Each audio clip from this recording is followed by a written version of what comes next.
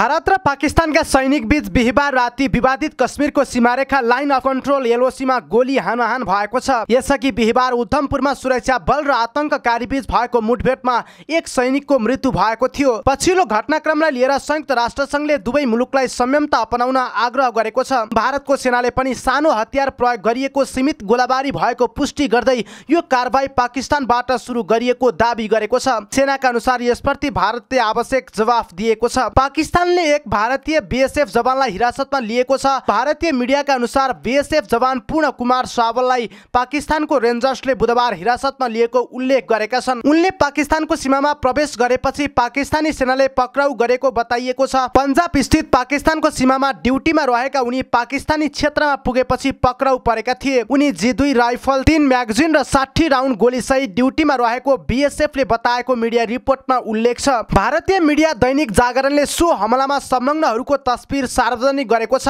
जम्मू कश्मीर स्थित पहलगाममा 27 जना पर्यटक मारिने गरी भएको आतंककारी आक्रमणमा संलग्न भनिएकाहरूको स्केच सार्वजनिक गरिएको छ, जसको नाम आसिफ फौजी, सुलेमान शाह र अबु तल्लाह भएको इन्टेलिजेन्स एजेन्सीलाई उद्धृत गर्दै भारतीय संसार माध्यम दैनिक भास्करको अनलाइन संस्करणले जनाएको छ।